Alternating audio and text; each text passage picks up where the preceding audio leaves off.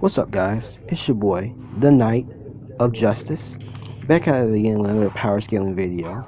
Today, we're going to be covering Gorr the God Butcher, the Butcher of Gods, the one character in Marvel that hates gods so much he loathes everything that is, will, and ever was about them.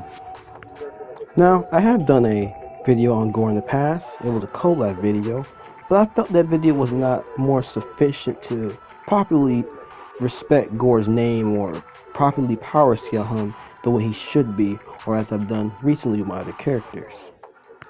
So for some characters on my channel that I've done in the past, like Gorr, I'll be doing some remastered versions of them to find that I found more feats to properly show how powerful they are in the older years of comics.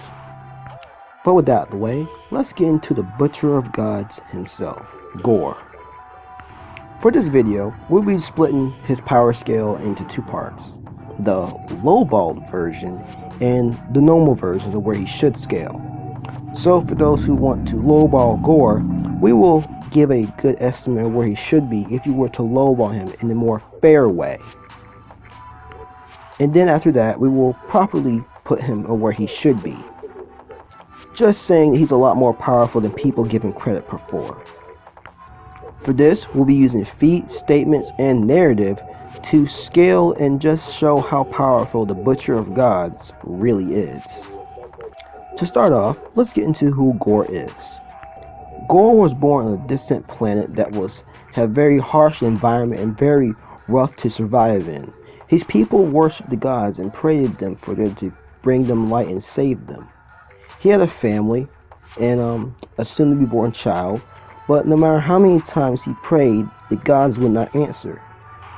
In the long run, his family died, and because of this, even though his people prayed to the gods, he did not choose to, so he was outcast and swayed away from his clan because he was showing blasphemy towards their gods they prayed to.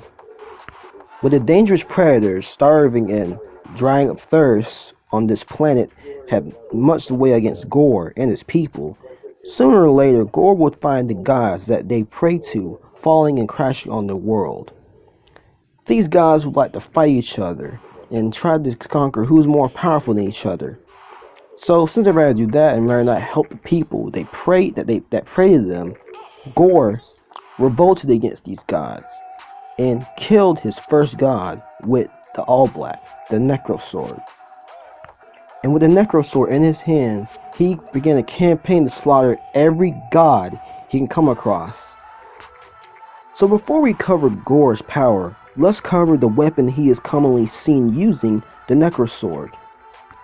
We will cover where it came from, what it can do, and how it is related to Gorr. The Necro Sword was made by the Semite god Knull during the beginning of time when the first light came to the existence, when the Celestials came to Knull's black void of darkness. Knull was angered by this interruption of his home, and so he looked deep into the darkness and pulled and forged an unforged Necro Sword and proceeded to decapitate one of the Celestials. This Celestial being a name, one of the first hosts known as Aeon the Searcher. After this, they banished Knull back into the Black Void where he came from, which really didn't do much to bother him at all.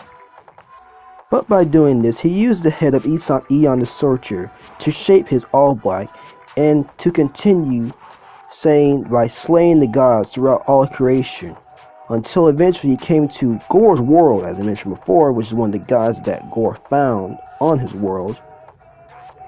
And where Knull seemingly died, Gorr stole his weapon and used it against the other gods against his own campaign. I have done a power scale video on Knull previously in the past. If you're interested, go check that out. It'll be in the description below. But now, you have a good idea where the All Black came from and how Gorr came into possession of it down the line. So with that out the way, let's get into Gorr's feats and his scaling. Gorr is easily able to overpower Young Thor, Modern Thor, and Old King Thor, which all three versions of these Thors have performed some impressive feats down the line to where Gorr scales to.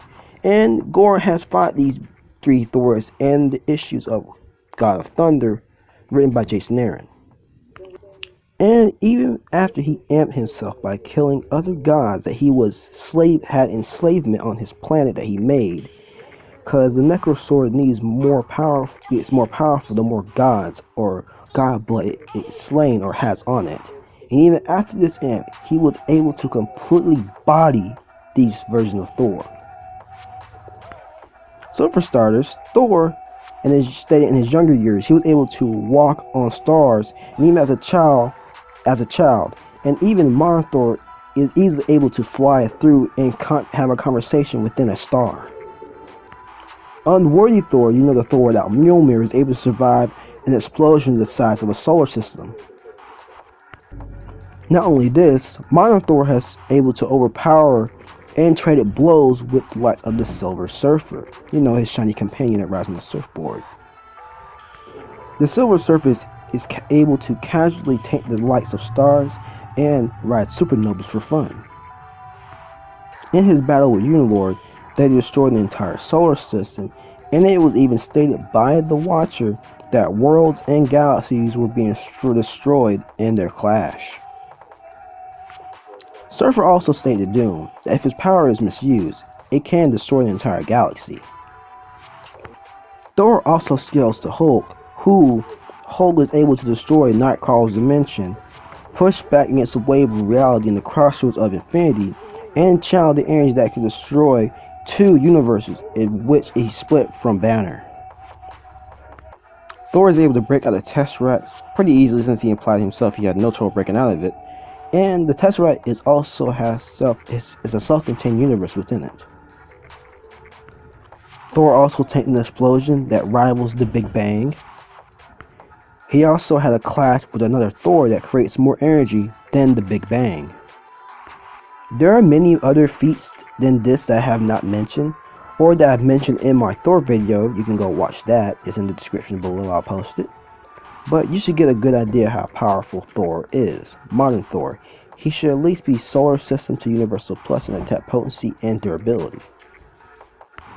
Now this is where the normal scaling should get in, the good stuff.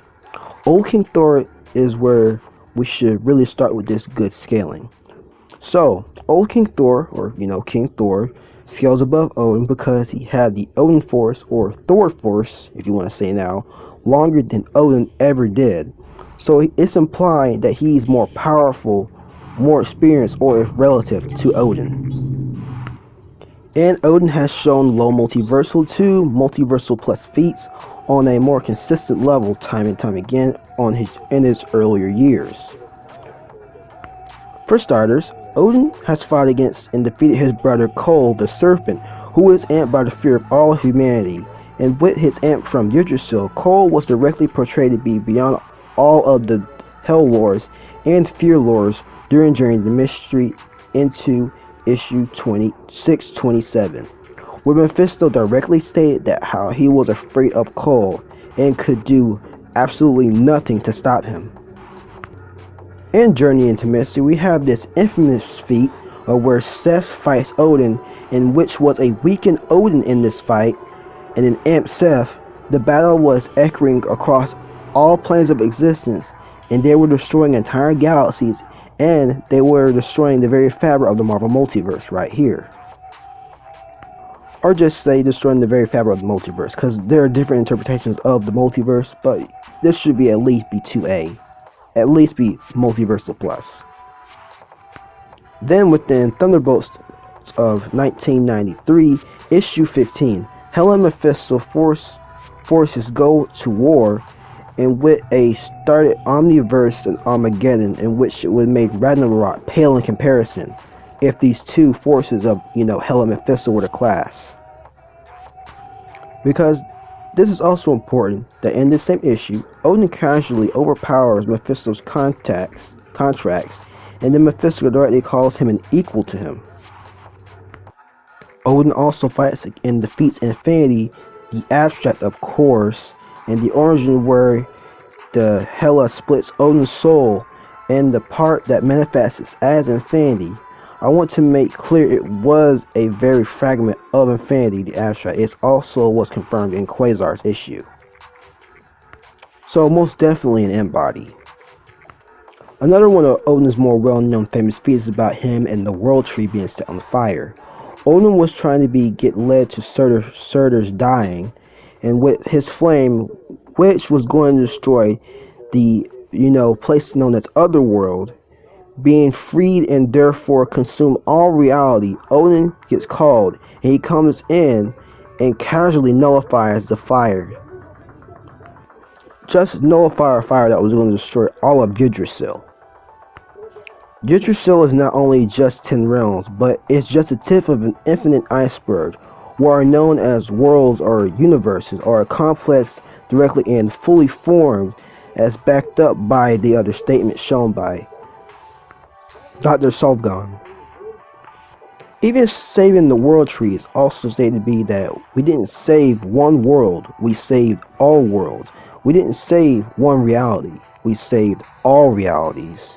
Saving all universes, all realities, within Yggdrasil. The roots of the world tree, Yggdrasil, is the roots throughout and the branches connected through all worlds that bends the cosmos as it grows. Even when Seth launched his attack at Yggdrasil, it then states that the world's ass, the tree of life, has 3 main roots, but it exists across every plane of reality.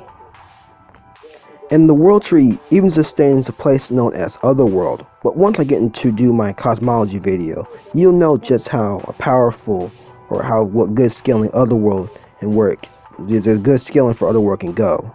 You'll just know how powerful Otherworld is when the cosmology video comes out. Heimdall states that all of time and space laid out before me, the whole of the world tree and its branches, infinite in its complexity. Loki once saw infinite Asgards, in which he saw a full totality of Yggdrasil, which makes an expensive of multiversal plus structure. Seeing all worlds, infinite Asgards, infinite Thors or Lokis, seeing infinite amounts of universes within Yggdrasil. There are other feats that can be shown to portray just how powerful Yggdrasil is, but going off of this, Yggdrasil is likely portrayed to be a multiversal plus structure at least, and those who are able to affect, threaten, or destroy Yggdrasil can be scaled to this. This would be more likely beings such as Odin, Old King Thor, Mephisto, Hela, Galactus, and other demon lords or hell lords. So, how does this relate to Gorr? Well, Gorr was able to pretty much blitz and easily overpower Old King Thor and the other 2 versions of Thor, Young Thor, and Modern Thor. So he would scale from Young Thor and Modern Thor, who should at least be multi-solar system to Universal Plus, and he should normally scale to Old King Thor, which should place him at least low multiversal to Multiversal Plus, going off of Old King Thor scaling to Odin, Knull, and the Hell Lords. You could possibly say that Gorr has a sort of type of crazy immortality where it could be either type 4 or even type 8 immortality. There's quite a possibility because Gorr literally returned in Old King Thor, King Thor issue 122, where it stated that Loki brought Gorr back from the dead to kill Thor, and that Gorr was bonded to the Necrosword after his death. He should die. His consciousness will be stored within the Necrosword and be reincarnated later at another point in time. So it's either type 4 or type 8 immortality for Gorr to have. So either as long as a Necrosword exists, since his consciousness is bound to it, the All Black, he will exist, or be reincarnated into another body later on. But before this issue, Old King Thor fought against Necrosword Loki, which he even stated that the Thor force would not be enough to bring Loki down, just like how it wasn't enough to bring down Gorr the God Butcher in the past. So even with the Thor force now, it is still implied that it wouldn't have worked, it's like it didn't work against Gorr. And after years and years of being gone and being brought back by Loki, Gorr was able to easily overpower both Loki and Old King Thor, and Gorr even improved the Necrosword to make it a lot more powerful than it was before, and he beat and defeated these two powerful characters. So going off of this and other feats, Gorr should at least be low multiversal to multiversal plus, scaling off of this. Now moving on to speed. Gorr should at least be billions to trillions of times massively faster than light to immeasurable, scaling off of modern Thor, Old King Thor, the Silver Surfer, Beta Ray Bill, Gladiator, and many characters on that caliber who can reach those insane speeds. For starters, the Silver Surfer is able to enter warp speed and travel 500,000 light years in seconds. Using his speed, he's able to warp space-time, flying from one side of the universe to the other. In just a few minutes, Surfer travels from Earth to halfway across the universe, following the Echo throughout creation. In just a few minutes, Surfer flies even outside of the galaxy. The Surfer leaves Earth and traverses half the galaxy in search of food for the Galactus to consume in just mere seconds. Surfer even fights a clone of himself who was near equal in power to him, and the Surfer eventually defeats this clone by absorbing all his energy into himself. You even have Thor easily crossing solar systems like real easily. Thor is also able to catch up to a speeding ship that is able to move at several times the speed of light. And even just by hearing a prayer of a child wishing for water for her world, the Thor is able to travel across the universe to her prayer and answer it. Then you have a time when Beta Ray Bill and Surfer fights while traveling in hyperspace at faster than the speed of light. You have Bill dodging around Scuttlebutt's fire blast. He also flies across the half a galaxy. You even have Beta Ray Bill bull rush Stardust, one of Galactus' heralds, across a solar system while they're fighting. And Thor has consistently been able to fight on par against the Silver Surfer and react to his speed in travel and combat. Thor has also scaled consistently to Beta Ray Bill, and they have fought different times in the past. And he also scales to his speed also in combat and reaction speed. Old King Thor is able to hold his own even against a hungry Galactus before he requires the All Black to defeat him. Not only this, Galactus is able to hold his own against Odin in a mind struggle battle. And also Old King Thor, who is stronger than Odin since he had the Odin Force a lot longer than his father, implying he's either more experienced than his father, or relative to his father. And Galactus has fought against Odin and defeat him in the past. Odin is able to fly across the universe in a matter of minutes while fighting Forger the Enchanter. Odin in this fight against Surr is able to pull planets from the edge of the universe into his location in just a matter of split seconds. Some other impressive speed feats some people might not know about is when Galactus is also able to fight against Tyrant, who's able to go pretty much easily blitz and overpower the likes of the Silver Surfer, Beta Ray Bill, and Gladiator all at the same time without even pretty much putting up a struggle against them. And also able to pretty much hold his own and overpower Thanos when he was amped by an orb that was collecting the energy of the Silver Surfer, Beta Ray Bill, and Gladiator. Thanos is also able to react to the likes of the Silver Surfer, Thor, and even Odin, who, as mentioned before, has flied across universes and pulled debris across the edge of the universe in a matter of minutes and seconds. As I've mentioned previously in my other videos, there is also some immeasurable speed feats from the Silver Surfer that you can use to scale Thor and other characters too. So where Silver Surfer is able to travel back and forth through town with his sheer 3 on different occasions. So going off of this, since Gorr has been able to fight and pretty much slap Old King Thor, Modern Thor, and Young Thor, he should at least be billions to trillions of times massively faster than light, and also have immeasurable speed scaling on this tier. Now on to some hacks and abilities that Gorr has. Gorr seems to have this innate immortality to where he's able to reincarnate himself into another body, or as long as the Necrosword exists, he will exist since his consciousness is bonded to the Necrosword. So you could probably argue type 4 or type 8 immortality for Gorr. Gorr is also able to commonly make weapons such as swords, shields, spears, even probably ravens, since Loki was able to do this to fight against his granddaughters and hold them off while he fights against Old King Thor. And he's also able to craft armor to protect himself or also deflect energy blasts. Along with tendrils that can also wrap and hold down King Thor, young Thor and modern Thor, in different constructs. He can also fire off arrow projectiles and make tendril-like whips to hold his enemy in place. Can regenerate severed limbs, since young Thor is able to cut off his arm, he's able to regenerate it later on.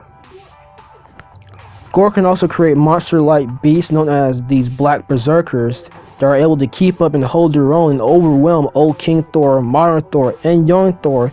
And Gorr can seemingly create thousands upon thousands of these black berserkers who can also scale these characters in terms of speed and power. Well, they can at least hold their own and at least react to their speed. And Gorr can simply make numerous numbers of these clones to fight against him to fight with him and aid him in battle against opponents. Gorr can also manipulate darkness and absorb the darkness around him. He can also use his Necrosword to absorb the power of gods by making them bleed and absorbing their power through their blood, making him stronger. So by killing gods, it makes him a lot stronger that way. What people seem to forget or may not know is that the Necrosword seems to have a sentient life within it and able to have some type of mind control abilities to use on its user if they're not used to it, or if they're too long corrupted by its influence.